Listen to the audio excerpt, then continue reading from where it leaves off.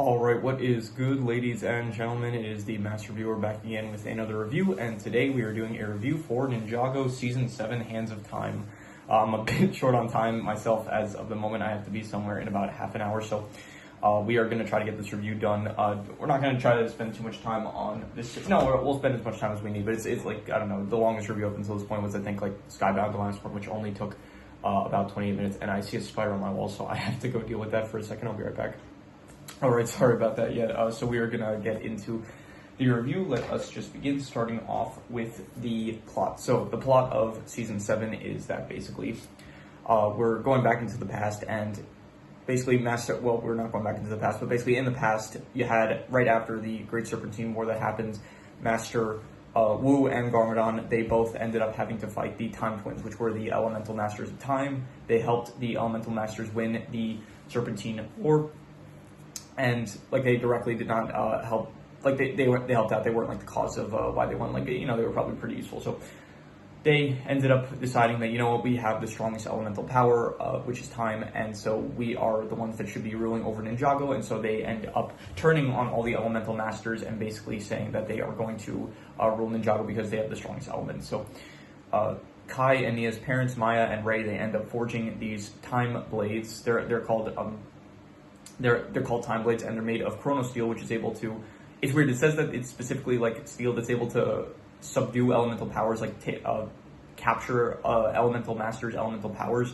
So I don't really know though why it's called chrono steel, because that would directly, like, chrono directly means time. So I don't really know like why there's a specific correlation to time. But anyway, so Wu and Garmadon end up using the time blades in order to capture Achronix and Crux's powers. Though I don't know if I said that up to this point, but those are the names of the time twins. And so they capture their powers, and then they send the time blades through time. They send it in through a time vortex so that no one would be able to get it. And then Achronix and Crux, they go through the time vortex, and then Crux ends up falling out of the time vortex pretty much immediately, along with the reversal blade, while Achronix gets sent to the future, 40 years into the future. So the season basically starts off with Achronix returning and Master Wu directly having a 1v1 against Achronix, and then he ends up lose it. Well, he actually starts off by beating Achronix, but then because the fast forward blade ends up returning like immediately at 6 o'clock when their fight ends, and so then Achronix gets the blade, and then he resumes the battle. He says, "Oh, at 6:01 the battle will begin again." So then they fight again. This time with Achronix having the fast forward time blade, and so he is able to defeat Wu, and then the rest of the ninja, they end up showing up. They fight Achronix, but they fail to do so because of the power of the time blade, basically. So in the process of the battle, Wu ends up getting punched by the fast forward blade. I think it's called the fast forward blade. I don't really know. Like, they call one of them the reverse blade. They don't really have names for all the time blades, to be honest. So I think they just say like the reversal blade, but then every other blade, I don't really think they have names for it. So if they do, then I'm not exactly sure. So let me actually check just a second, just to see. What are the names of all the time blades in Ninjago? Let's see here if they actually have names, because that would be good to know. Forward time blade, slow-mo time blade, pause time blade, and reversal time blade. Okay, okay, this isn't exactly accurate, because it says the reversal one is red, and then it says that the pause one is light blue/white. So okay, I don't know how accurate this is. Is an AI overview. Anyway, it doesn't matter. So Wu ends up getting hit by the fast forward time blade, and then he ends up, it's causing him to age basically 1 day every hour. So he's rapidly aging, and so yeah, that's what's going on in the background basically for the entire season. Meanwhile, the rest of the season is basically the Achronix meets up with Crux, and then their plan is basically they don't want to live in the modern era. They don't, like, it's kind of weird because Achronix is like actually very hyped about it. Like, he has missed out on all the technology in the past 40 years, so he's very excited about all the technology. Meanwhile, Crux, like, he's a, kind of a boomer, doesn't really like, there's probably boomers that are fine with electronics, but the stereotypical like old guy that he hates all modern electronics and stuff. He thinks that it was better in the olden days, and so he wants to go back in time to rule Ninjago in an era where technology never existed, basically. So it is kind of weird that like Achronix is like fine going on. Like, Achronix is more so just going along with the plan because he wants to like rule Ninjago. It's more so like, the initial thing of like, we are the strongest element, so let's rule over. But then Crux specifically has this angle of like, no, we're going back in time so that we don't have to have electronics technology anymore. So that is their motives, and so they are doing so by they end up Crux throughout the 40 years. He ended up assembling this army, or like breeding, I guess, this army of Vermilion, which the Vermilion, they are said to be the progeny of the Great Devourer, and so they are snakes that basically form together into actual warriors. So a different serpentine tribe, which I do think is actually pretty cool. I think that it's pretty unique for a faction for that we've seen up until this point. I think that they are pretty cool. So yeah. So basically, a lot of the season is that the ninja are trying to find Chronix and Crux's base while also beating them to get the time blades, and then finally, I'm going to skip ahead a bit, but then at the end of the season, Kai and Nia, they end up also meeting their parents. Their parents are alive. Ray and Maya, that is Kai and Nia's parents, they end up reuniting with them, and Chronix and Crux, they use Kai and Nia. They need, because the final reversal blade was hidden in the boiling sea, which can only be accessed by the combination of the teamwork between the Master of Fire and the Master of Water. So Kai and Nia, they go to retrieve the reversal blade. They manage to do so. Chronix and Crux end up stealing it, and then they needed the reversal blade also. It was the only thing that could reverse the effects of the fast forward blade and stop Wu's rapid aging. In the process of the battle, where Chronix and Crux basically not really betray, but basically say, like, we duped you, we're not actually going to give you the reversal blade. So they end up also punching Ray, so he is now also rapidly aging. And so yeah, because Chronix, Crux, and also one of the Machina, I think her name was, one of the Vermilion generals, they end up leaving Wu, Ray, Maya, Kai, Nia. They leave them all in midair, frozen in time, and then they leave. And so then basically they have all the time blades. Early in the season, they kidnapped Borg, and they were also using Ray in order to build their final weapon, the Iron Doom, which they need all the time blades for in order to travel back in time to basically defeat Wu and Garmadon, as well as the other elemental masters, with their Vermilion army, which they then, so that's basically their ultimate plan. And then they do that, but then Kai and Nia, they also have like this, I think it's called the fusion blade that they used, which they use to create a dragon made of fire and water. They use it to, first of all, they used it like to get through the Boiling Sea Temple. I forgot what it was called. It was called like something library. Let me see here. Ninjago, Hands of Time library. Let's see here. What was it called? I can't exactly see what. I'm gonna check just real quick. All right, so it is called the Ancient Library of Honomizu. So yeah, they had to use the Fusion Dragon in order to get through that, and then they also used the Fusion Dragon to get through the vortex that Chronix and Crux used to go to the past. And from there, they basically go back to the final battle of what happened initially, and then Chronix and Crux are trying to change it using the Vermilion Warriors to defeat the Elemental Masters, and then basically rule all of Ninjago. And then in the process, Nia and Kai, they go back there. They help to, they get the reversal blade, which allows them to kind of, first of all, save Wu, and then they also go back further in time where they're able to, because of Chronix and Crux are like, okay, let's just go back even further in time, where the elemental master, or they actually say, let's go to the future where no one knows us, and then it'll be easier to it'll be easier to take over. So they end up managing to get through the vortex before Kai and Nia can follow, as well as Wu, but then they have the reversal blade, so they reverse time and then manage to follow after them, and then the season basically ends with a fight between Kai, Nia, Wu, and a Chronix and Crux in the Iron Doom itself. And then in the process, Wu ends up basically sending Nia and Kai back to the present while he stops the actual reversal blade in the Iron Doom. And then he manages, there's also, I'll say this now, I did watch also the Legacy short, which is Ninjago Golden Hour, which does kind of show the actual battle between Chronix and Crux.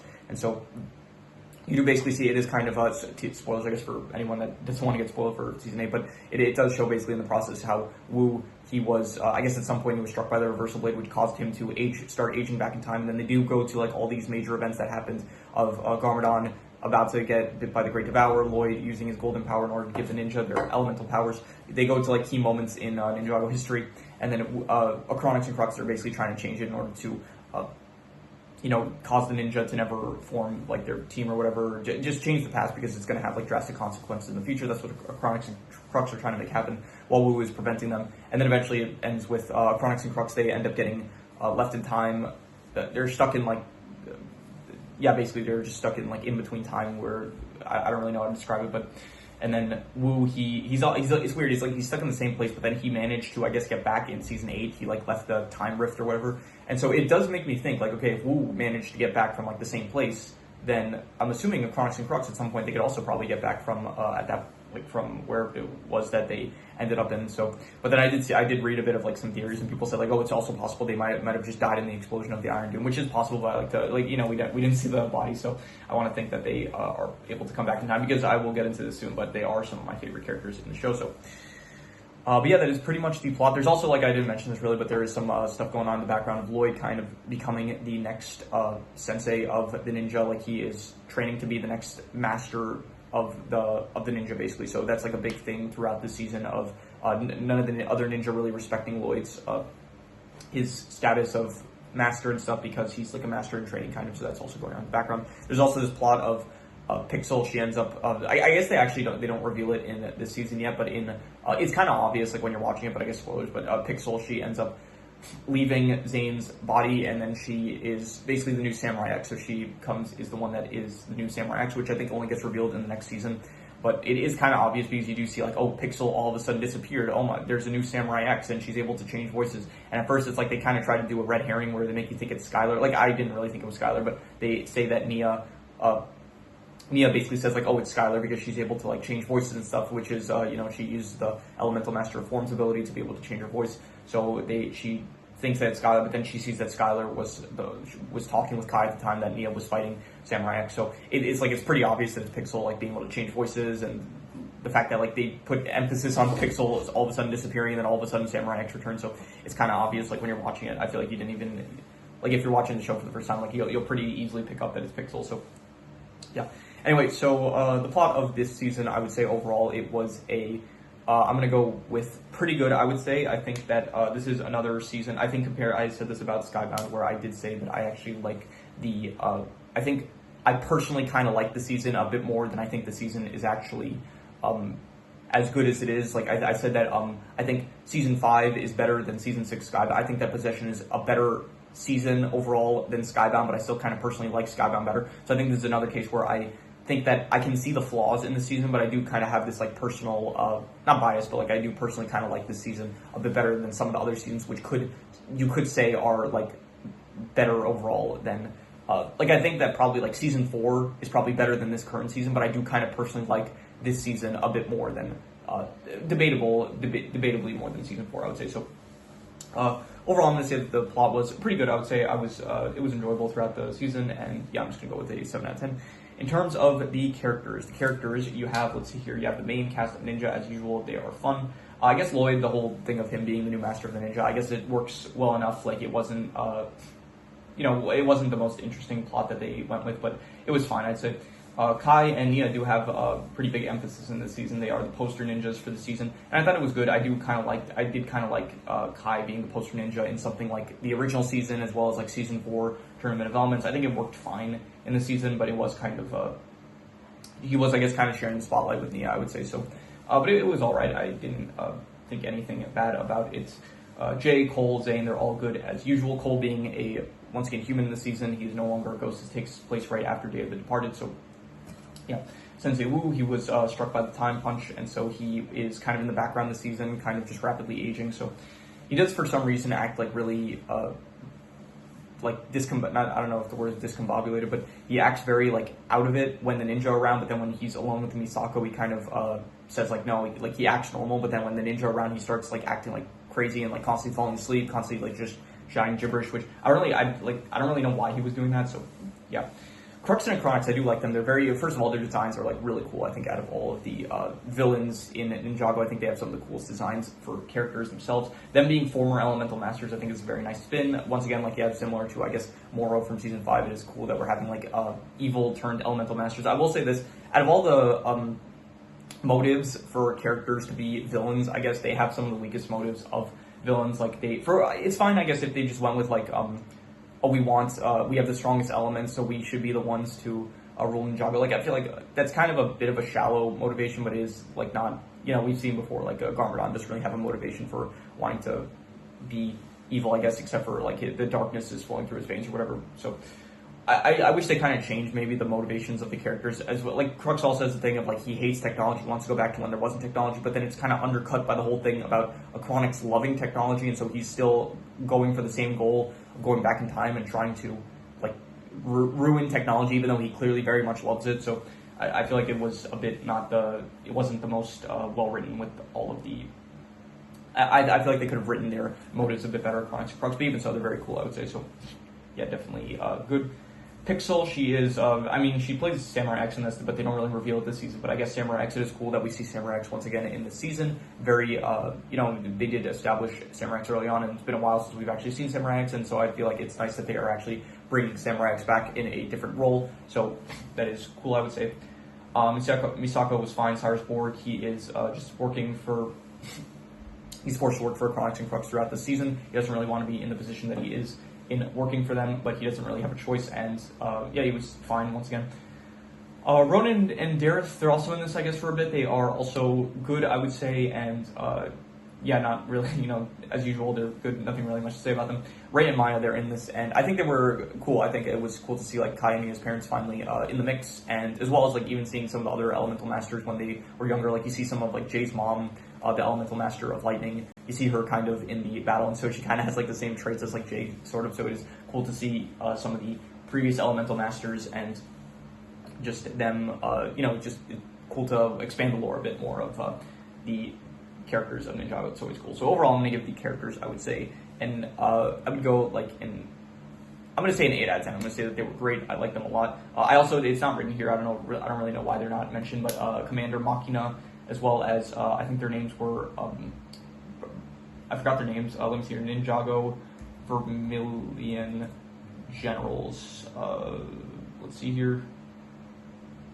General Machia and Ragmonk and Blunk. Yeah, so they were the Vermilion Generals, and they were actually fine. I actually did kind of enjoy them, even though two of them, Ragmonk and Blunk, they were kind of like stupid, not the most, not the smartest. Like they were, I guess, threatening, but like they weren't very intelligent compared to Machia. So it did feel, but they were still enjoyable. And I do like the Vermilion Wars. I think that they are pretty cool faction of just Serpentine, and just in general, like they're a pretty cool faction of villains, I would say. So yeah, overall, I'm going to say an 8 out of 10 for the characters, I would say. They do have like a bit of, you do see a bit more of Ed and Edna, Jay's parents, which I did actually, they were fun this season as well. So another thing I'll mention, you also saw a bit of, Karloff actually makes a return. He makes a small cameo, which was nice to see, as well as, I guess, Cole's dad. He's in this for like a very short bit, so that was nice. So overall, yeah, 8 out of 10 for the characters. I would say that they're great. In terms of the settings, it does take place in the swamp area. You do have like a lot of the swamp of the actual Vermilions, like where they were like raised, I guess, or bred to fight, or whatever you want to say about that. But the swamp area, it's honestly not as nice as some of the other areas that we've seen in the show up until this point. It is kind of like, I don't know, it's a bit too dark and mucky, I guess. I don't know. The swamp area doesn't really work for me, as well as the sewers. It's not that great, I would say. You do see like some other areas like Mega Monster Amusement Park, as well as I think the area where they end up fighting for the slow motion time blade. I think that like whole desert area, it's a good setting, I guess, for like a fight between the Vermilion and the Ninja, and like fighting over the time blade. I thought that area was cool. You do also have Yang's Temple, which is the new base after Day of the Departed that became the base of the Ninja. And so I do think that it's a nice location for them. Not as good as like the Bounty, I would say, but honestly, it's good. It works, I would say. Besides that, there is, I guess, the actual monastery itself, like the final battle of the season, where Crux and Chronix, they bring their Vermilion army to fight the previous Elemental Master. So that area is good, I guess, for a final confrontation. It's actually going to be the final confrontation of, I think, season 10 as well. So I think it works as a pretty good final confrontation area. The Boiling Sea was fine. I didn't really care for it too much, honestly. It was like an area that you just went through trials, I guess, like trying to, like, it didn't work. It felt a bit like they were maybe trying to copy season 5, like the Tomb of the First Ninjutsu Master, and I think that the trials there were a lot better than what you had at the Boiling Sea, where it was basically just the answer to every trial was like, okay, fire and water need to work together, and that's basically it. So I didn't really appreciate it as much as something like the Tomb of the First Ninjutsu Master in season 1, but not season 1, season 5. So yeah, overall the settings, I'm just going to give like I'll go like a 6 out of 10. I'll say it's like above average, but I do think that there were definitely better settings in this show. So in terms of the art style, this is season 7 at this point. This is right before we have the big art style change in the show. And I think overall, I think that the art style, it is definitely, the contrast is a lot higher in this season. And I think that it is, I would go with like, I go like a 7 to a 7.5, let's say. I would say it was between pretty good and very good, and I'm just gonna, I'm gonna be harsh, I'm just gonna give it pretty good, I would say. I think that, yeah, it looks nice, definitely, like we've, the art style has not changed drastically throughout this show, but I think at this point it does look like the most, not clean, but like, once again, the contrast looks like just, the exposure, I guess, it looks a lot, brighter than compared to, I guess, maybe not brighter, but I don't know, it just looks the most, visually striking, I want to say, compared to all the seasons that we've had up until this point, I'll say. In terms of the speciality / theme, this theme is time, basically, and the manipulation of time, which I love. I think that, honestly, this is one of the best themes for a season we've had up until this point. I will say I did kind of wish that we had a bit more of the actual time blades being used. You had, like, the fast-forward blade being used in the initial battle between Wu and Chronix, but then after that you kind of do miss, like, you don't really have too much more of the actual time blades being used. You have the pause blade being used here and there, as well as the reversal blade is cool when the reversal blade gets used, and the slow-mo blade. Like, overall, I just kind of wish that we had a bit more of the actual time blades being used, because I do think that they are probably the most OP weapons in all of Ninjago, and, like, at least, definitely top 3. Like, out of all the weapons in Ninjago, I think that they are, like, top 3 most overpowered weapons that there are, and the whole element of time is, like, just incredibly powerful and very cool to see. It's, like, very creative, a lot of creative stuff you can do with the element, and I do wish we kind of saw a bit more of the creativity that you can have with something like the powers of time. But even so, overall, I'm going to say that the theme of it, I actually skipped over action, but we'll get to that. So the theme, I would say, is, I'm going to give it, like, honestly amazing. I'm going to give it an 8.5. I just love the theme. It is a really, really cool theme, and just, yeah, 8.5 for the theme. Even if I do wish we kind of saw a bit more of the aspects of, like, the actual theme itself. So in terms of the action was very cool, I would say. I'm going to give this action, like, I'm going to go an 8 out of 10. I'm going to give it great. I do, once again, think that just, if you had, I do wish they were a bit more creative with the action, like, with all the time powers. I just wish that they would use the chrono blades a bit more. It would have been a lot cooler, but when they do use the chrono blades, whether it's, like, Chronix using the fast forward blade to, like, get ahead of someone in a fight, or using the reversal blade in order to, like, be able to fight your opponent, and, like, using the reversal blade in order to know your opponent's next move, or the stop blade whenever they use that. Like, it's all very cool action when you use the chrono blades themselves, and I do wish that we had seen a bit more of it with, like, being a bit more creative with it. It would have been nice, but even so, it is still very cool action. I would say, so I'm going to say it was great.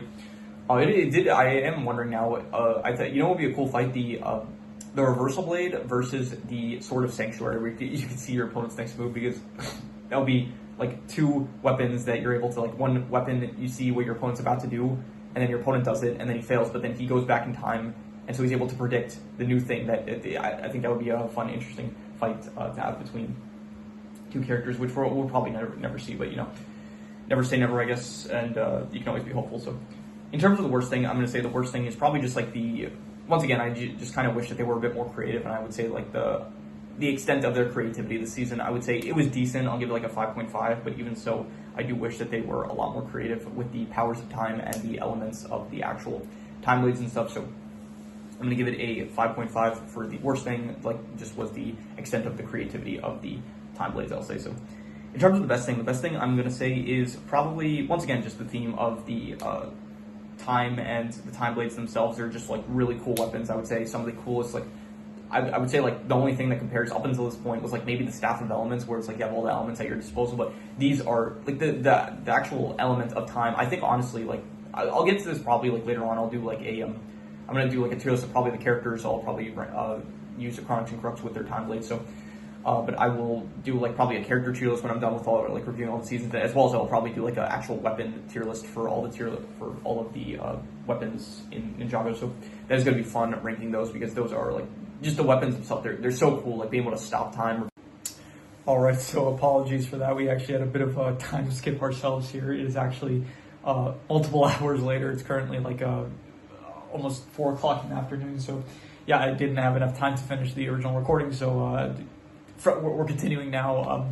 So I think the last thing I talked about was, I think we got through everything I mentioned. The worst thing was the lack of creativity, I guess, of the time blade usage, and I said that the best thing is still, though, the time blades themselves and the actual theme of time and stuff for the season. So I'm sorry if it might say the flow of the video might have just been cut slightly, because I didn't have a choice. I didn't really want to redo the recording, because this is one of the longer reviews that I'm doing. So yeah, so anyway, that is all the scores. So I'm going to now do the calculations. So King Crimson.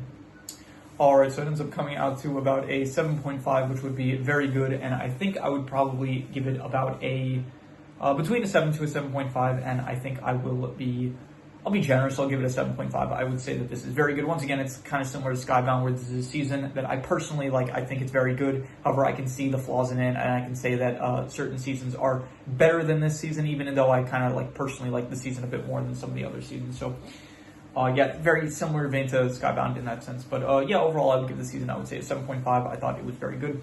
And yeah, that is pretty much all there is to it. So if you have any recommendations, any shows, movies, video game stories, anime, web series, anything that you want me to review, leave it in the comments, and I will maybe possibly check it out. But with that said, that is pretty much all there is to it. So let's leave it at that.